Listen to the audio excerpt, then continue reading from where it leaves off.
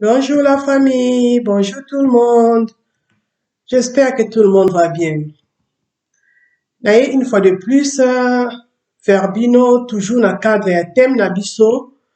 les clés de la réussite des gens qui ont du succès dans leur vie. Et réussite, on a la définition comme atteindre ses objectifs. Et là, on trouve le sous dans le cadre de clé à réussite yango, et que bateau ont réussir dans la vie, basa bateau bazali déterminé, basa bateau se mettre au travail, et puis basa bateau bazali na ba principe. Et dans le cadre ya biloko nyonso wana, yango nga natalaki, natiraki 7 points. Et na 7 points wana, jusqu'ici, je travaille déjà 4 points. Et lelo, na ko aborder 5e point. Nazali Mama Flore, votre mère, votre sœur, votre tante. Et mpo na ngai oyo ya mitano nayebi bino ezali savoir gérer son temps. Pourquoi nalingi nalobela gestion ya temps? Tout simplement parce que koyeba kogérer temps ezali important mpona réussite, ezali important mpona koavancer, ezali important mpona kokende mosika na vie. Biso toyeba lobaka ke le temps c'est de l'argent. So oyebi kogérer temps na yo malamu, makambo ebele ekofungwama na vie na yo. Et soki nakoki kodéfinir la gestion du temps, nakodéfinir yango comme ensemble ya ba stratégie, ensemble ya ba méthode oyo okoki kotia en pratique, oyo okoki kotia en œuvre, de façon que oyo utiliser temps na yo d'une manière affective. Donc nde wana nakoki kodéfinir gestion ya temps. Et mpona kogérer temps na yo malamu, eloko okoki koretenir ezali ba stratégie ezali oyo okoki koyekola po epermettre yo ogéraka emploi du temps na yo bien, po epermettre yo ogéraka journée na yo bien. Ba stratégie yango eza nini? Ba stratégie yango eza ebele, mais objectif na yango ezali tout simplement po epermettre yo o investir temps na yo bien au quotidien, pour o disposer temps na yo bien au quotidien. Donc misala osala tous les jours o disposer temps na yo bien de façon que osala ezala bien disposé dans votre emploi du temps na yo pour o utiliser temps na yo vraiment bien, au sentir que o gaspiller yango te. Et première stratégie, donc stratégie à bien o ya liboso ezali d'abord faut koyeba ko organiser pe ko gérer temps. Koyeba ko organiser pe ko gérer temps et un avantage. Pourquoi? Parce que le temps planifié est toujours très économique pour nayo. Parce que si on suit temps, il y a organiser journée nayo, il y a planifier temps nayo, ezali toujours na bénéfice nayo parce que yonde mutoko profiter na yango. Ozala na makambu nyonso yo planifier ki ko sala malamu pe ko tia yo à l'aise na journée nayo. Ozala mutu toujours kima ki yamba mbangu parce que o s'organisaki malamu te. Et parmi ma bonne stratégie, et là aussi na koko yebisa yo ozali motuya pona yo sala effort organisaka journée na yo d'avance. Organisaka journée na yo be planifiaka journée na yo avant. Si on planifie journée na yo ya lobby par exemple, on planifie déjà lelo. On remonte que sala yo bien et que sala yo vraiment bien. Et qu'on permettre yo de s'organiser déjà en avance mentalement et puis on fixer bloc tout bien et on remonte que ozala à l'aise. Donc planifier journée na yo en avance. Ezali un plus pour na yo. Et parmi ma bonne stratégie toujours na royebisa yo zala ba genre batu oyebi ko se fixer ba limite. Et ça fait partie de ma bonne stratégie. Yeba ko fixer ba limite. Zala ba genre batu oyo oza conscient de makambo sala. Kozala mutu oyo a improvisar te. Toza batu ba improvisation ezanga te. Mais vraiment si oza organiser et osala yo bien et ko permettre yo o utiliser temps na yo oza na una journée, o utiliser yango bien. Et toujours dans le cadre, il y a ba stratégie à bien. Il faut se concentrer dans makambo ezali important pour na yo.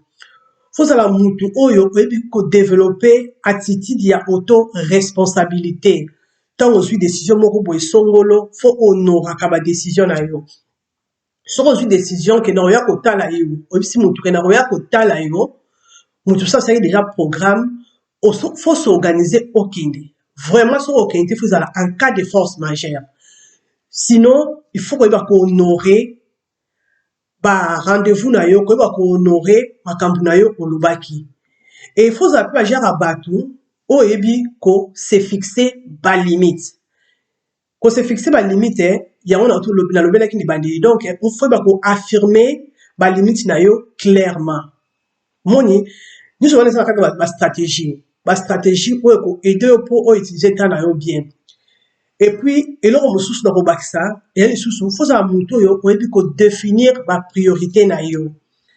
na kotema ngo moke na bapriorité parce que eza eloko moko oyo to négligeaka ou même to utilisaka malamu te moni bapriorité toza bapriorité ebele na vie nakaboli bapriorité na ngai na beteni misato toza bapriorité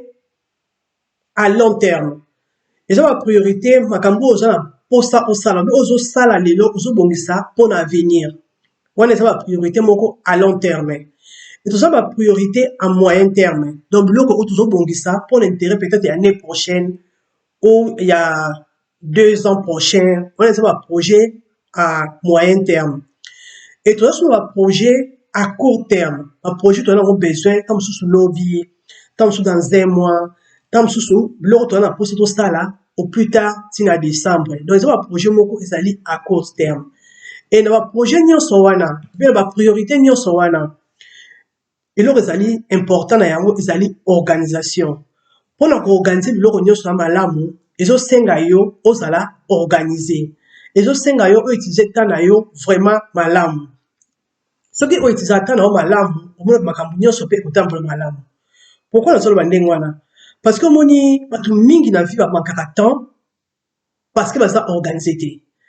bamankaka temps parce que baza na bapriorité te aussi longtemps oza na manque ya priorité na vie na yo ozala na temps te parce que osembrouille obanda kosemporte okoutilize temps na yo malamu te mais eloko nga na koyebisa yo lelo eloko faut retenir que tu dois savoir faire la différence entre ce qui est important et ce qui est urgent makambo mosusu na vie eza très important mosusu eza urgent et sikoyo yo ke moto oyo ozodispose temps na yo il faut yeba kotala eloko nini oyo ezali urgent eloko nini ezali important donc bana na point a ya lokola eloko oyo ezali important et ezali mpe lisusu urgent ezali nini eloko oyo ezali important et puis eza urgent eza eloko oyo be tâche oyo fosala yango yo moko et puis fosala yango sikoyo moni eza important mpona yo et puis eza urgent donc eza tâche moko fosala yango sikoyo et fosala yango yo moko wana eza eloko moko ezali important et puis à la fois urgent et toza makambo mosusu eza important mais eza urgent te elakisi nini ezali mosala oyo fosala obe tâche oyo fosala donc ezali important il faut yo kaka kosala yango mais eza urgent te donc elakisi ke soki oza makambo ebele ya kosala okolobaki ok c'est important mais na kosala yango après donc okoplanifie yango na planning na yo okoki kotia yango na agenda na yo ke non fona s'organiser d'ici dimanche fona silisa yango parce que ezali vraiment important mais eza nango urgent te omoni et toza susu na biloko mosusu toza biloko ebele wana eza lokola lobeli point A na point B et point C toza na biloko mosusu ezali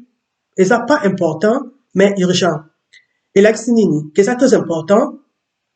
donc eza important te mais eza urgent aussi longtemps eza important te eza urgent nakoki kosala yango tout comme nakoki kodélege moto asalelanga yango na ndenge nini mpo lokola eza yango important te mais eza urgent nakotika mpe ta mosusu mobali nanga asala yango okotika mwasi na yo asala yango so eza na mosala okotika mpe collègue moko asala yango de façon ke permettre yo toujours na cadre ya kooptimiser temps na yo ozala na temps mpo na yo omoni okopesa mpe même bana okodélege même bana basala yango pourquoi eza important mais eza urgent te ozomona et puis point D eza lokola biloko mosusu yaliki eza pas important pas urgent donc eza nango wana eza eloko moko boye fe salama mais ezali nango mpe important te ezali nango mpe urgent te so oyebi deya kosala part ya biloko wana oyebi ke non eloko eza important eza urgent te naza oblige osala yango te nango mpo kotika na ngai donc nasala yango nasala te ça ne change absolument rien soki oyebi deya kotala bapriorité na yo ndenge wana oyebi kodéfinir nini eza important nini eza urgent omonake emploi etat na oyo oyeba koutilize yango omoni oyeba koutilize yango donc na vie fo oyeba mpe kodélege misala mosusu oyo ezosengaka yo fosala yango à tout prix eza problème te osali mosala ozomona ke okokodélege moto mosusu asala délege moto mosusu asala c'est pas pour rien toza na baninga pembeni toza na bacollaborateur oza na mobali oza na bana oza na bacollègue ya mosala okoki kodélege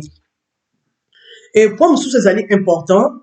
ezali na cadre ya kooptimiser emploi du temps na yo na cadre ya koprofiter un maximum na temps na yo ezali kotrouver équilibre entre mosala na vie privée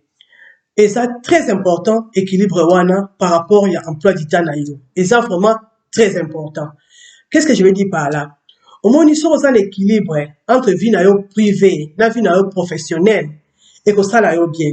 c'est pour cette raison il faut que se fixer bas limite il faut que se fixer bas frontière il faut que kabola biloko wana malamu so okaboli yango bien okomona ke okozala na temps mpona mosala na yo okozala na temps mpona vie na yo privé nyonso wana eza kaka na cadre ya gestion ya emploi du temps na yo mpo epermettre yo ozala surcharge te mpo epermettre yo ozala mpe na temps na yo ya libre ozala mpe na temps ya kose reposer ozala mpe na temps ya kovivre en fait donc il faut ozala na vie même soki ozosala même soki ozosala te il faut ozala na vie eza très important moto azala na vie omoni donc faut koyeba kosala différence wana soki osali différence wana malamu okomona ke vie na yo ekozala malamu et puis mpo oavancer mie na vie na koyebi so eloko moko ya important faut koyeba kotrouver équilibre mpo ozala épanoui donc eza nécessaire oyeba kokabola vie na yo privé na vie na yo professionnelle et surtout bastratégie oza nango besoin gestion ya temps il faut oyeba kogérer temps na yo sala effort oyeba koplanifier journée na yo en avance sala effort oyeba kotrouver temps mpona koplanifier journée na yo mpona koplanifier heure na yo mpona koplanifier emploi du temps na yo so otrouver temps ya koplanifier emploi du temps na yo ekofaire gagner beaucoup de temps et surtout yeba kodéfinir bapriorité na vie na yo yeba kodéfinir qu'est-ce qui est important qu'est-ce qui est prioritaire yeba kotablir bafrontière entre vie na yo privé et vie na yo professionnelle eza très important vraiment yango ndenge nango mpo topartage tobosana te que le temps c'est de l'argent soki oyebi kogérer temps na yo te oyebi koplanifier temps na yo te yaya yeba kokoréussir te na vie okoavancer te parce que temps elekaka mbangu il faut ozala motu oyo oyebi kosorganiser mpo epermettre yo outiliser temps na yo en maximum vraiment yango nazali nango mpo topartage soki eza mbala liboso otala video na ngai yebaki naza bavideo mosusu nasala déjà avant okoki kotala yango eza toujours continuité ya thème na ngai le clé de la réussite des gens qui ont du succès dans leur vie. Vraiment, merci beaucoup. Moi, j'aime et ça l'ira bien. Moi, partage et ça l'ira bien. Merci et que Dieu vous bénisse. Tukutani Malaya Sima.